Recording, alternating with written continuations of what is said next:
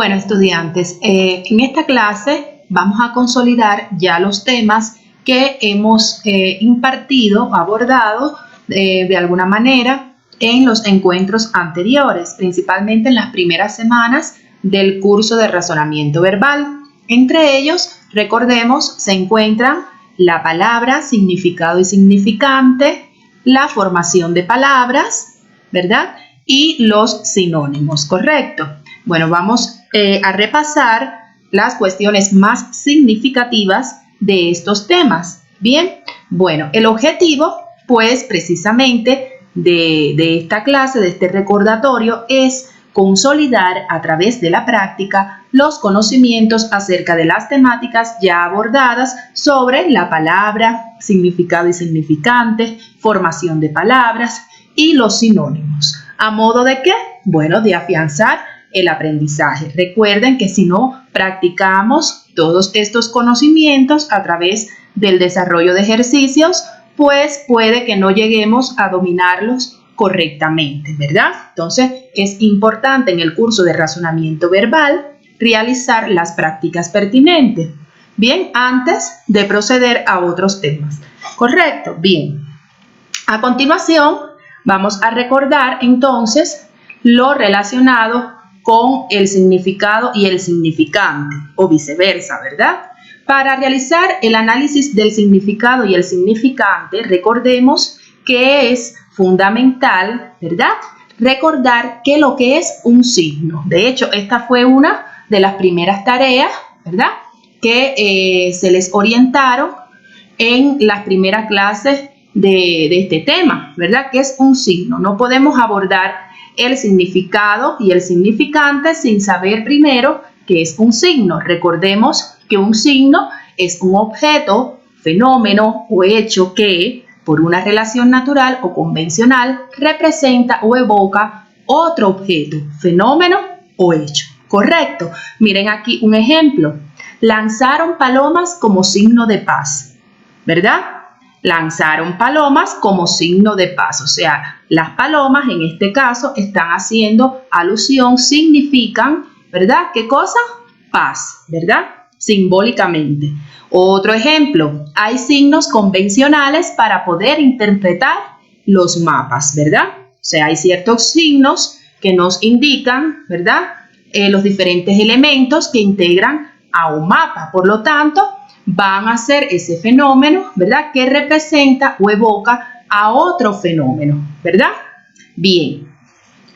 Por otra parte, ya ahora sí podemos analizar una vez más qué es lo que es el significado. Recordemos que el significado se refiere a la imagen mental que cada persona tiene cuando escucha la emisión sonora de una palabra, ¿verdad?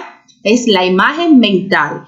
O sea, ese pensamiento, esa imagen que tenemos, ¿verdad?, sobre una palabra determinada, ¿verdad? Puede ser sobre un objeto que vemos también, ¿correcto? Y esa, ¿cómo decir?, ese concepto que nosotros tenemos sobre eso que percibimos por uno de los sentidos, ¿verdad?, que tenemos, pues eso va a ser el significado. Por otra parte, el significante, recordemos, es la forma material que toma un signo. Puede ser la escritura de una palabra, o sea, la grafía, ¿verdad?, o una imagen visual o mental. Bien, entonces, para un poquito distinguirlo, el significado, ¿verdad?, siempre va a remitirnos al concepto, ¿verdad?, que nosotros tenemos sobre el significante. A su vez, el significante va a ser la imagen, ¿verdad? Esa imagen, ya sea de una escritura o puede ser el sonido, ¿verdad?, de un auto, ¿correcto?, que nos remite entonces a su concepto. Aquí, por ejemplo, en esta imagen que vemos, ¿verdad?, se simplifica de manera resumida todo lo que hemos dicho. Miren acá, significado, ¿verdad? ¿Qué es lo que significa esta imagen? Es una manzana, ¿correcto? Entonces, el significado, cuando la vemos, ¿qué nos viene a la mente? Bueno, que es una fruta, es un alimento, puede venirnos otras características de esta fruta en particular, como por ejemplo, es roja, tiene un aroma agradable, ¿verdad? Bien, todas las cualidades que podemos atribuirle según el conocimiento que tengamos de esa imagen, ¿verdad? A su vez, el significante ya va a ser, en este caso, tanto la imagen como la grafía, ¿verdad? De esa palabra, o sea, la escritura. Aquí vemos cómo la separamos, ¿verdad? Según sus letras, ¿correcto? Así pasa con la imagen de carro, ¿verdad? Es un carro. Significado, medio de transporte con 4 ruedas. Es un carro, ¿correcto? Significante, carro o automóvil. Bien, o auto, como también le podemos llamar. Acá vemos la figura de una mujer, ¿correcto? Significado, humano, femenino, ¿verdad? Es un humano femenino. Bien, significante, mujer. O sea, aquí ya la grafía de la imagen, ¿verdad? Entonces, aquí hay que tener mucho cuidado para no confundirnos a la hora de interpretar en cuestiones de imágenes o conceptos, ¿verdad? Que es lo que es el significado y el significante. Bien, esta clase, o sea, este tema, ustedes recuerden, lo tienen teóricamente desarrollado en su cuaderno de razonamiento verbal, así que también pueden acudir a esta clase en particular. Bien, continuamos. Ahora vamos a un poco consolidar o recordar los aspectos más significativos del tema sobre la formación de palabras. Bien, en este sentido, recuerden que la formación de palabras se considera como un conjunto de procedimientos morfológicos que permiten la creación de nuevas palabras a partir de los morfemas, ¿verdad? Entonces vamos un poquito a también recordar que este proceso, ¿verdad?, se divide en 2 elementos. O sea, el proceso de derivación, las palabras derivadas y el proceso de composición, ¿verdad?, que tributa a las palabras compuestas, ¿correcto? Bien, ¿cuáles son aquellas palabras derivadas? Recordemos, cuando se crea una mediante la adición de un prefijo, la sufijación, cuando se crea una palabra mediante la adición de un sufijo y por último la parasíntesis, disculpen, que se usa simultáneamente varios mecanismos. O sea, la parasíntesis es la que va a utilizar algunos o quizás todos respectivamente, ¿verdad?, a la hora de emplearse. Vamos a ver también algunos ejemplos después que analicemos las palabras compuestas. Las compuestas son las formadas en un proceso en el que se unen 2 o más bases léxicas, por lo que la palabra tiene 2 o más raíces, ¿verdad? Estas son las palabras compuestas. Vamos a ver algunos ejemplos a través de este esquemita que les traigo a colisión, ¿verdad? ¿Qué sucede? Que recordemos que para el análisis de la formación de palabras, como bien dice, el concepto de las palabras derivadas y las palabras compuestas, es muy importante tener en cuenta esto, ¿verdad? Los prefijos, los sufijos, la parasíntesis, correcto, porque eso es lo que le va a dar el componente de palabra derivada. Sin embargo, la palabra compuesta ya lo dice, ¿verdad? Se unen 2 o más bases léxicas, ¿verdad? Miren acá en el esquema, vamos a recordar, procedimiento de formación de palabras, está la derivación, ¿verdad? Miren los ejemplos, ¿verdad? Según el concepto de palabras derivadas, cantante, ¿verdad? Cuando la separamos, la dividimos, hacemos el análisis morfológico, pues se cumple, ¿verdad?, con esta condición. Cantante, inmoral, florecer, ¿verdad? Bien, entonces, sin embargo, las palabras compuestas, ven, abre latas, saca puntas, verde y blanco. Entonces tienen 2 o más bases léxicas, ¿correcto? Entonces no podemos confundirla, ¿verdad? Bien, aquí entra en la derivación un proceso de, ¿cómo decir?, sufijación, ¿verdad?, de los prefijos, del uso de los sufijos, ¿verdad? Prefijo, sufijo, ¿verdad? Prefijo, sufijo. Sin embargo, acá ya son, fíjense que son 2 palabras prácticamente, ¿verdad? 2 palabras que componen una sola. Abre latas, saca puntas, verde, blanco, ¿verdad? Entonces son 2 o más bases léxicas. Estas tienen 2 y estas 3 bases léxicas, ¿ven? Entonces, por último, está la parasíntesis, que es la combinación, ¿verdad?, de estas palabras derivadas o compuestas, ¿verdad? Ya son un poquito más, fíjense cómo son palabras más amplias, ¿no? Cuando la dividimos morfológicamente, se separan y tienen varias bases léxicas, ¿bien? Entonces dice desalmado, desesperación, ¿ven? Que hay varios procesos integrados ahí. Entonces, esas son palabras que pertenecen a este proceso dentro de la formación de palabras para síntesis. Bien, hay muchos otros procedimientos de formación de palabras, o sea, son unos cuantos, no son solamente estos tres, pero lo que nos compete estudiar por el momento son estos tres, ¿correcto? Entonces, vamos también un poco a recordar los sinónimos, que fue uno de los temas que también vimos. Recuerden que los sinónimos son lo contrario ¿a qué?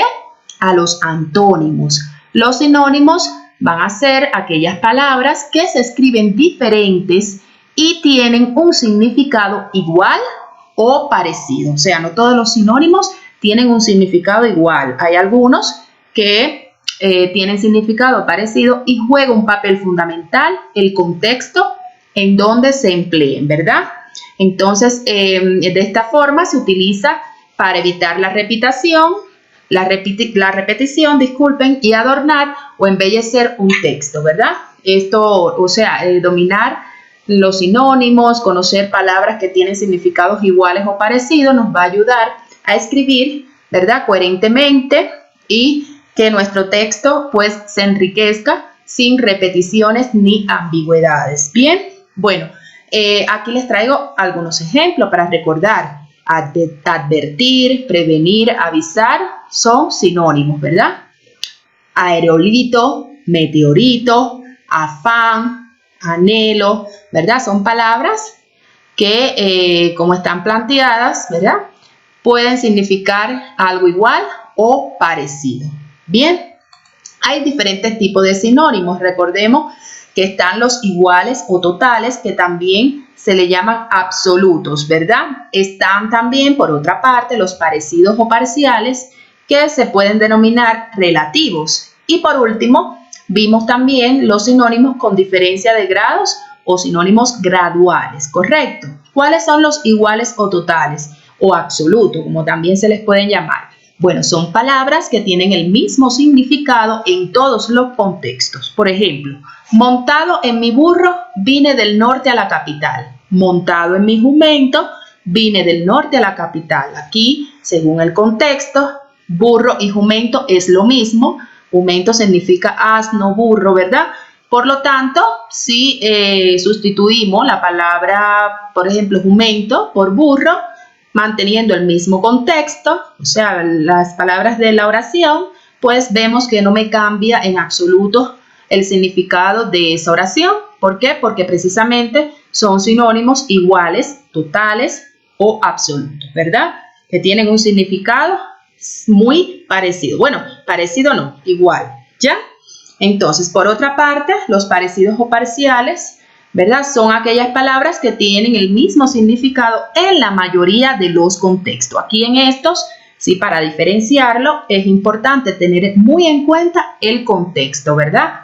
Porque el contexto es lo que quizás en donde yo ponga la palabra es el que le va a dar sentido a la oración, ¿verdad? Por ejemplo, Manuel ha adquirido nuevos valores. Manuel ha comprado nuevos valores. O sea, no es lo mismo, ¿verdad? No es lo mismo esta palabra en el contexto que estamos, ¿verdad?, haciendo referencia, ¿verdad? Le cambia el sentido. Pues entonces vemos que adquirido y comprado son sinónimos que se parecen, no son idénticos en cuanto a su significado, y juega un papel fundamental el contexto en donde los relacione.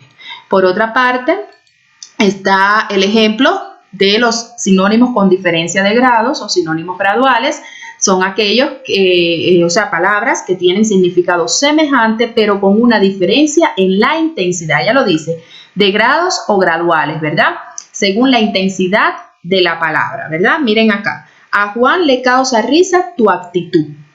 Ese payaso logró arrancarle carcajadas al público. Evidentemente, causa risa y carcajadas, ¿verdad? Son palabras diferentes, pero sin embargo, una tiene más intensidad, mayor intensidad que la otra. En este caso, esta tiene mayor intensidad, ¿verdad? Carcajadas, no es lo mismo que algo que te cause risa, ¿correcto? Cuando tú ríes a carcajadas, es algo que te da mucha risa, ¿correcto? Sin embargo, cuando te causa risa algo, te ríes, pero no al nivel, ¿no?, de expresar carcajadas. Bien, entonces aquí vemos el grado de intensidad, en este caso es mayor que en el primer ejemplo, ¿correcto? Bien, entonces, ya por último, quiero ejemplificarle algunas actividades que van a poder encontrar en el marco teórico de esta clase, que el marco teórico realmente son los ejercicios a desarrollar, porque ya ustedes tienen estos temas desarrollados, o sea, no hay que escribir conceptos ni nada por el estilo, porque ya ustedes abordaron todos estos temas. Entonces, una propuesta de ejercicio que se les trae, por supuesto, de cada temática, en este caso del significante y significado, fíjense, dice ejemplos de ejercicio de códigos no lingüísticos visuales. O sea, estamos hablando de códigos no lingüísticos. Cuando digo no lingüístico, decimos que no son verbales, ¿verdad?, sino visuales. O sea, el proceso comunicativo aquí se va a enfatizar en la vista, ¿verdad?, en el sentido visual. Por ejemplo, semáforo con luz verde, ¿es significante o significado? ¿Verdad? Entonces, ustedes, aquí está repetida la palabra, o sea, esta idea, el semáforo con luz verde, van a poner una crucecita según una solita, según sea el caso. O sea, si el semáforo con luz verde significa el significante o el significado, ¿verdad? Entonces, por acá dice, el conductor tiene paso libre y no debe detener el vehículo mientras el semáforo indique el color verde. ¿Qué será esto? ¿Significante o significado?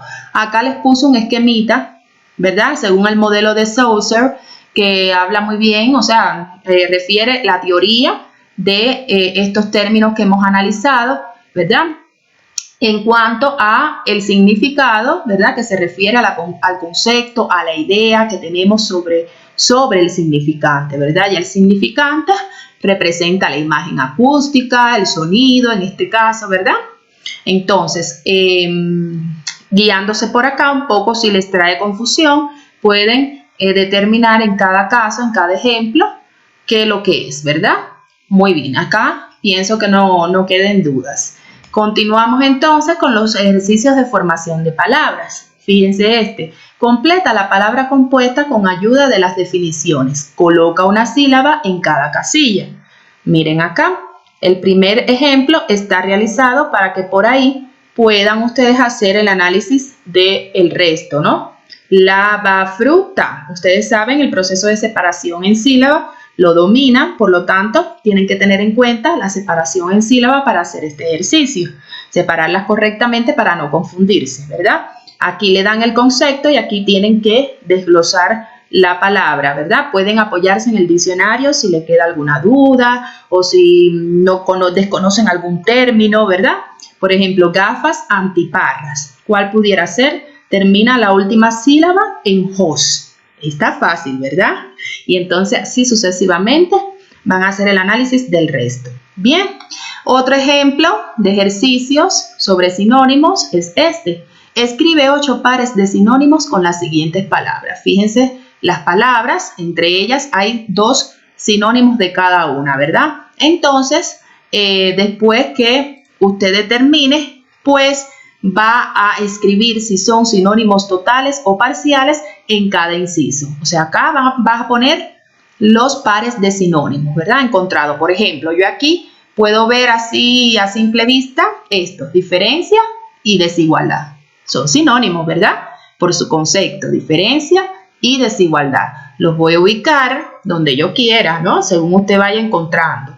Y entonces voy a poner si estos sinónimos, ¿verdad?, son absolutos, o sea, totales o parciales, que se llaman absolutos, ¿verdad?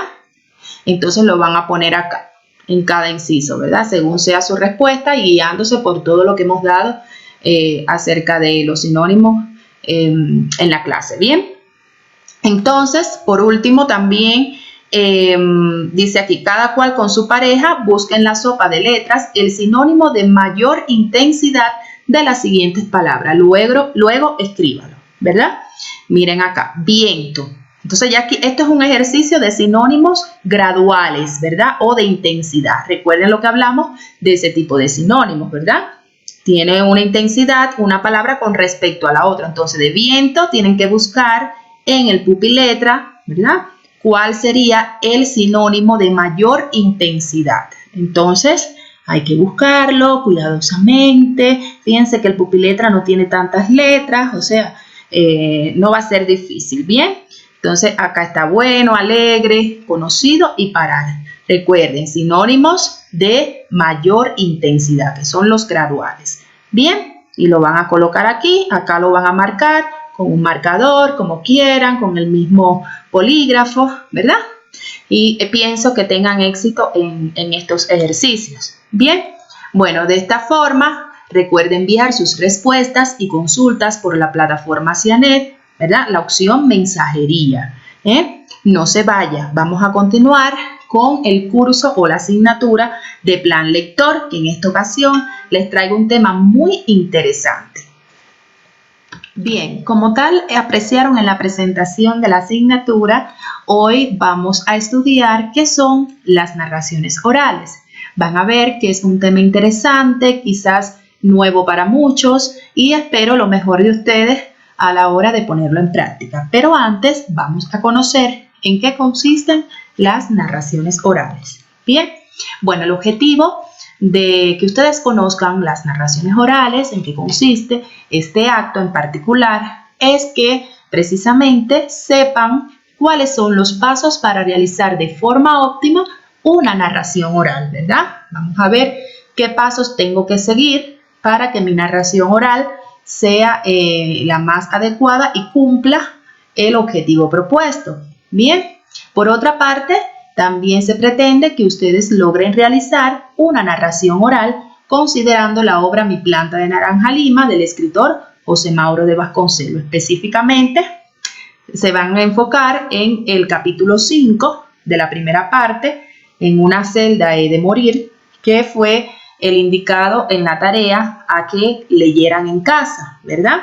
Entonces, lo dominan de alguna manera, se recuerdan, de todas maneras, van a poder seleccionar el fragmento que ustedes deseen para entonces aplicar la narración oral teniendo en cuenta todo lo que abordaremos. Bien, por otra parte, también se pretende que a través del acto de narrar puedan desarrollar mayores y mejores desempeños ante la exposición oral de trabajos, actuaciones ante un público determinado y demás procesos comunicativos. Sabemos que algunos se inhiben, se cohíben, ¿verdad? Al realizar una exposición oral en diferentes cursos, algunos tienen miedo escénico ante las actuaciones públicas, pues precisamente la narración oral, la práctica de este acto, les va a posibilitar tener mejor desenvolvimiento ante estos actos comunicativos, ¿correcto? Por otra parte, también se espera que ustedes desarrollen más empatía con el texto que se está analizando, porque van a ver a la hora de aprenderse su narración oral, pues esto va aparejado con un proceso de sentimientos, de emociones, ¿verdad? A la hora de interpretar eso que van a narrar, que bueno, los acerca un poco más a la obra en cuestión. Bien, también ya por último, que logren mayor precisión léxica en el habla. Precisamente cuando vamos a aprendernos un texto para luego narrarlo, pues esto nos ayuda a expresarnos mejor, a tener un mejor lenguaje, correcto. Por lo tanto, al igual que la lectura, en este sentido, va a cumplir este objetivo tan necesario para poder comunicarnos correctamente. Bien, bueno, ahora pasamos a definir qué es la narración oral, ¿verdad? Pablo Albo, un cuentista muy importante, que nació en España, en la región específicamente de Alicante. Es uno de los mejores narradores de la esfera internacional que ha contado cuentos en 13 países, algunos tan lejanos como Australia, México, Brasil y en otras ciudades europeas, ¿verdad? También, por supuesto, es escritor de cuentos infantiles. Bueno, Pablo Albo define a la narración oral de esta manera. Es la disciplina artística que se ocupa del acto de contar de viva voz, usando exclusiva o primordialmente la palabra, en un contacto directo y recíproco con el auditorio. Y esta parte es fundamental, ¿verdad? Porque de ahí el objetivo de la narración oral y que, bueno, este objetivo va a recaer precisamente en que el público se motive, ¿verdad? Se logre motivar, por lo tanto, ese contacto directo y recíproco con esta audiencia, pues tiene que ser muy intenso, ¿verdad? Y para eso hay que llevar a cabo una serie de pasos en este acto que luego vamos a estudiar. La narración oral hunde sus raíces en la tradición de contar historia, que es muy antigua, ¿verdad? Y en la actualidad convive con ella, aunque en un contexto escénico. ¿Por qué?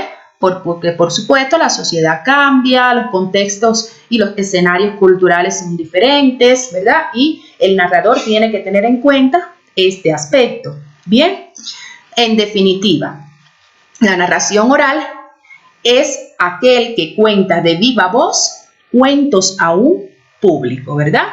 Entonces, pienso que en esta definición, Pablo Albo, ¿verdad?, resume de manera excelente lo que es una narración oral. Bien, por otra parte, vamos a ver que, por ejemplo, acá esta es la imagen de Pablo Albo, ¿verdad? Y es importante, en mi caso, yo considero que es mejor referirnos a contar un cuento que a narrarlo, ¿verdad? Porque un poco narrarlo se limita a contar, solamente referir lo sucedido o un hecho o una historia ficticia. Sin embargo, el verbo contar contempla algún otro matiz interesante y después ustedes se van a dar cuenta, ¿verdad? Por ejemplo, al igual que narrar en este sentido, sí refiere lo sucedido, ¿verdad? Sea esto verdadero o fabuloso o fantástico, ¿bien? También computa los hechos, ¿bien? Podría ser esto de computar, enumerar los hechos, ¿verdad? Por otra parte, incorpora el sentido de tener en cuenta, el sentido de considerar, ¿verdad? Y en este último punto resulta en verdad pertinente a la hora de contar, ya que desde mi punto de vista no se puede contar sin tener en cuenta a quien escucha, ¿verdad? Sí, se cuenta desde la propia voz, la propia mirada, pero se cuenta con el público. Es importante contar con el público en este proceso interactivo. Y es lo que Pablo apunta en esta definición como un contacto directo y recíproco con el auditorio. ¿Entendido? Bien. Por otra parte, vamos a ver qué características debe tener un narrador. Y aquí presten mucha atención, ¿bien? Porque estas características tienen que ponerla en práctica en la actividad que se les va a orientar. ¿Correcto? Bien, en primer lugar, ¿verdad?, hay que destacar, antes de analizar esta primera característica, que es la voz, ¿verdad?, que existen los narradores espontáneos, ¿verdad? Este término hace referencia a esos narradores o narradoras, ¿verdad?, que manejan los rudimentos de la oralidad de manera natural, ¿verdad? Todos conocemos que hay personas que se destacan por tener un buen léxico, por mantener una adecuada comunicación de manera muy natural y espontánea. Quizás usted sea uno de ellos, quizás no. Si no lo es, pues esta clase le va a ayudar muchísimo para convertirse en un narrador espontáneo o en un comunicador excelente. Bien, entonces, de esta forma, un ejemplo clásico, por ejemplo, de esta persona, de este narrador espontáneo, es aquella que en toda reunión familiar acaba por acaparar la palabra y contar los sucesos con gracias y buena aceptación, ¿verdad? Por parte del resto de los familiares, ¿verdad? Entonces, ese es el narrador espontáneo, que es lo que narra, lo que cuenta,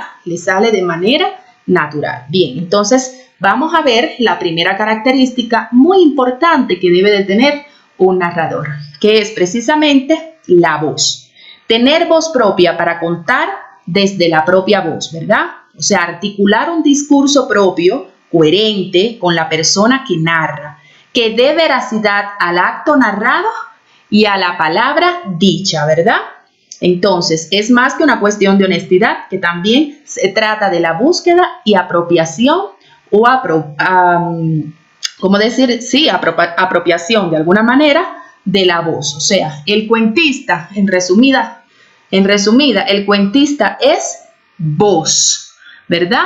O sea, nosotros cuando vamos a narrar tenemos que tratar de que nuestro discurso sea lo más veraz posible, ¿verdad? Lo más coherente posible. Entonces tengo que dominar bien el texto que voy a narrar, ¿verdad? Me lo tengo que aprender de memoria. Y una vez que me lo aprenda de memoria, pues tengo que vivirlo, no solamente aprendérmelo mecánicamente, sino, ¿cómo decir?, pasar por esas letras que se convierten en voz de manera natural, espontánea. Bien, bueno, otro elemento a considerar muy importante como característica a tener un narrador es la mirada. La mirada, o sea, recuerden el contacto con el público, ese contacto que debemos realizar, y depende mucho también de la mirada, ¿verdad?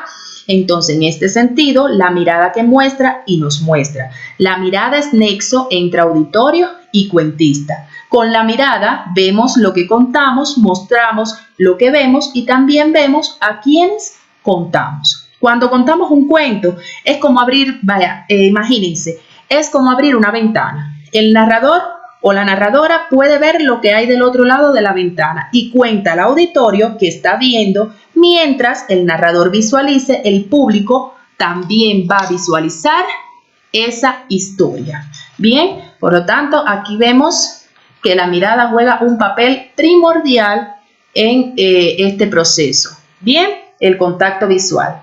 Por otra parte, está la memoria. La memoria es una característica sumamente importante, ¿verdad? Es importante porque vale tanto para la cuestión del repertorio, o sea, cuántos cuentos conocemos, contamos el mismo texto que vamos a narrar, ¿verdad?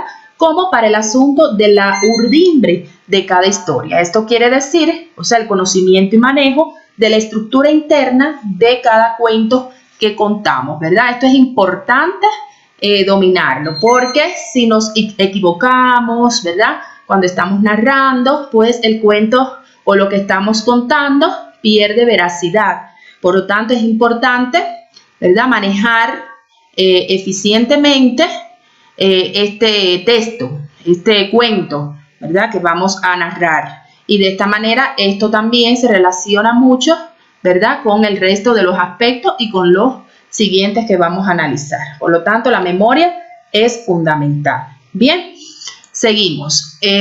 Otro elemento importante es el juego.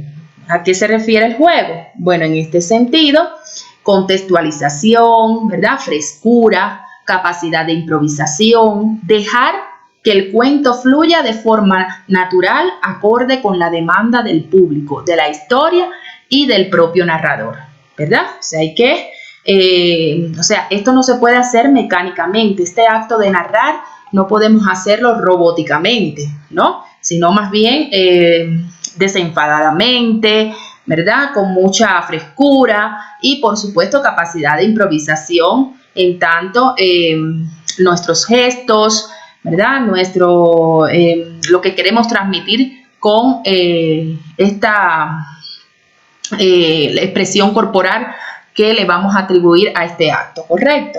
Bien, por otra parte, se destaca también el respeto. Y ustedes dirán, ¿por qué el respeto?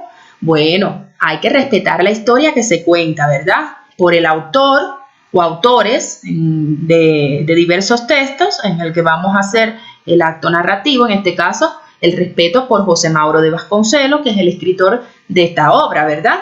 respeto por el público también, respeto por el trabajo de otros compañeros y compañeras y el respeto por el propio trabajo, o sea, el propio trabajo que uno realiza en ese acto narrativo, ¿bien?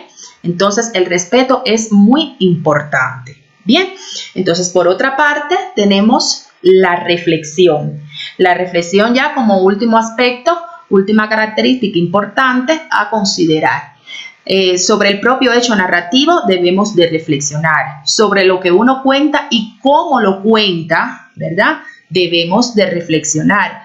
Y sobre lo que otros cuentan y cómo lo cuentan. Bien, entonces ya de esta manera, si yo reflexiono sobre estos aspectos, una vez que yo, desde el punto de vista de la selección del fragmento o texto que voy a narrar, ¿verdad?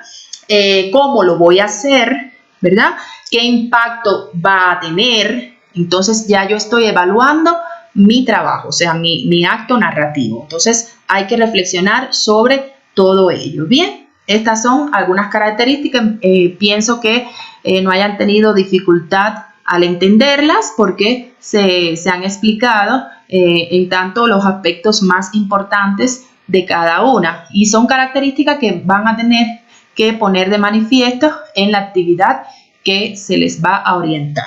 Bien, de todas maneras, todos estos aspectos están bien detallados en el marco teórico de esta clase que se les va a adjuntar, ¿correcto? Bien, por otra parte, fíjense, les traigo un ejemplo que sintetiza todo esto que acabamos de analizar sobre el acto narrativo. Aquí yo les traigo una propuesta, un video sobre el acto narrativo en cuestión, que se titula Es un cuento de una, o sea, va a narrarlo una mujer, en este caso la narradora. Es un cuento titulado precisamente El narrador, bien, de Oscar Wilde. Ustedes quizás no han escuchado sobre este escritor, un escritor británico, fantástico, a mí me encanta, a lo mejor sí, ya hay quienes han leído sobre él. Él escribe novelas, también ha escrito cuentos infantiles, ¿verdad? Y este en particular es un cuento cortico que trata muy bien cómo es el cuentacuentos, o sea, una persona que narra historia, lo que ustedes van a hacer y lo que yo les estoy explicando, ¿verdad? Es un relato que Oscar Wilde escribió a André Gide y se trata de una historia circular de la literatura llena de creatividad e imaginación en una débil frontera entre la realidad y la fantasía. Antes de comenzar el video, quiero que tengan en cuenta, una vez que lo estén observando, estos elementos en la narradora, o sea, en la persona que está narrando, o sea, cómo ella emplea la voz, ¿verdad? Cómo emplea la mirada, la manera en que utiliza la memoria, la fluidez del cuento al narrar, ¿verdad? Al narrar este cuento, cómo ella deja que fluya. También el respeto por esta obra, que como les dije se titula El narrador, que es de Oscar Wilde, ¿verdad? Y la reflexión, ¿no? La reflexión ya es el producto como tal, el resultado, ¿no? Una vez que ya el propio narrador o narradora haya evaluado, revisado su trabajo. Bien, entonces tengan en cuenta, por favor, antes de observar, bueno, en la medida en que vayan observando el video, cómo se ponen todos estos elementos que en definitiva son las características que un narrador debe de tener, que ya vimos con anterioridad, en esta persona que está narrando dicho cuento. Bien, entonces observen con detenimiento.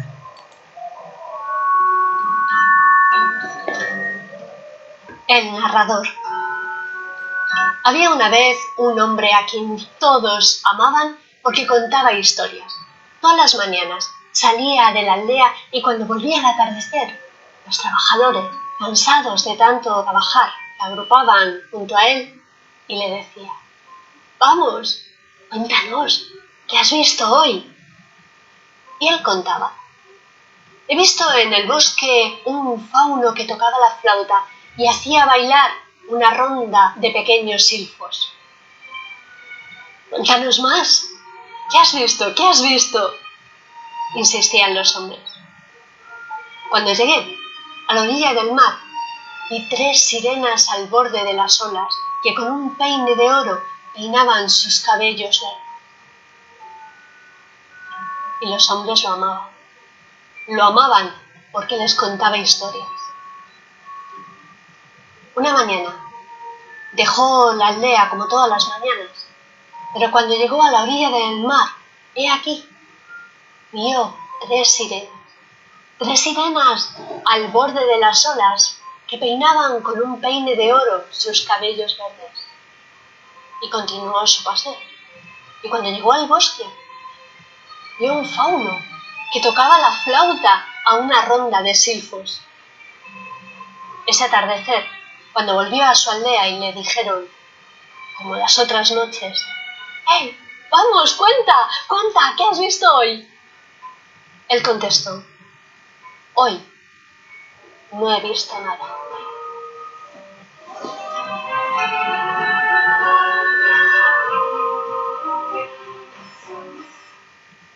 Bueno, como han podido apreciar, ¿verdad?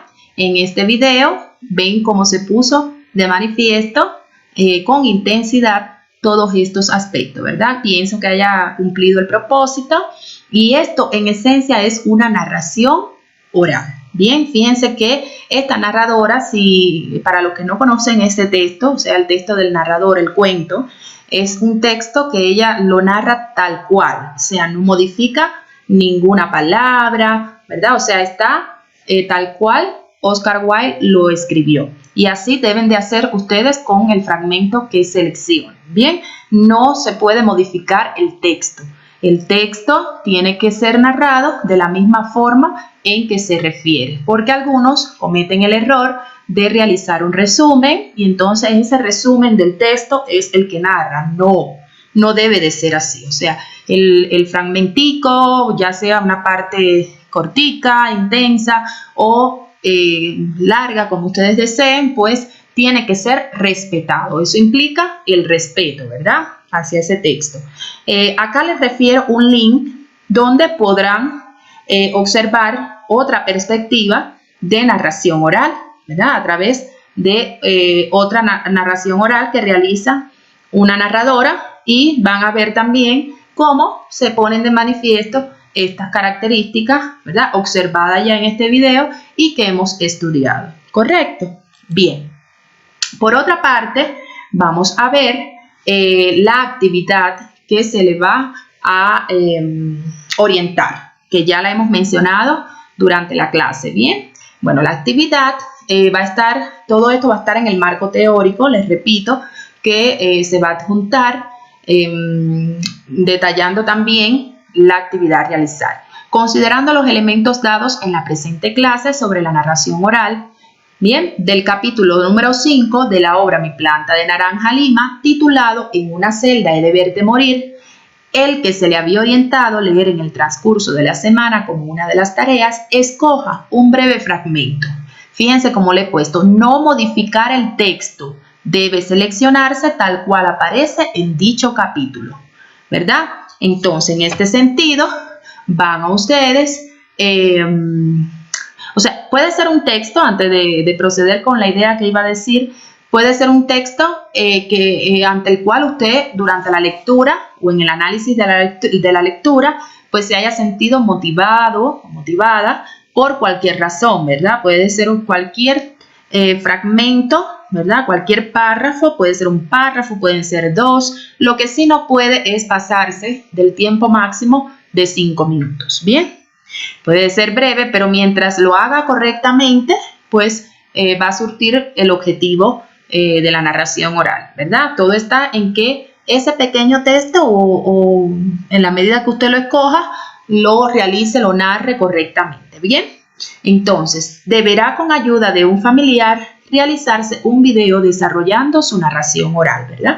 Puede ser a través del mismo teléfono, usted se realiza su narración oral con ayuda de su papito, mamita, cualquier familiar y de esta manera pues puede obtener su video. Esta actividad debe enviarla a mi WhatsApp personal preferentemente, ¿verdad?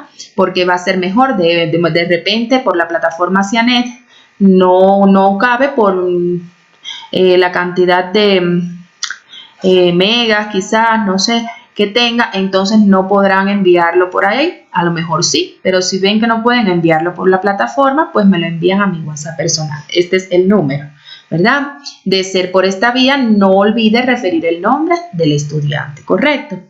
Y por último, podrá entregarse cualquier día de la semana del 27 de abril al 1 de mayo, ¿verdad? O sea, podrá entregarse cualquier día de la próxima semana. Bien, puede de lunes a viernes, cualquier día. Usted me envía esa tarea, ¿correcto?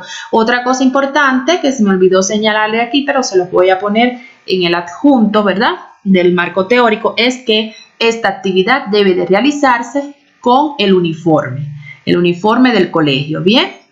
Entonces, de esta manera ustedes van a hacer su narración oral seleccionando un fragmento, un párrafo, no sé, la extensión que deseen del texto a seleccionar y según su identificación con dicho texto del capítulo 5, el último leído de la primera parte de Mi planta de naranja lima, ¿correcto? Bien, entonces de esta forma me despido de ustedes. Muchas gracias por la atención prestada, ¿verdad? Recuerde quedarse en casa y bueno, espero sus trabajos, ansiosa de poder revisarlos. Bien, hasta un próximo encuentro.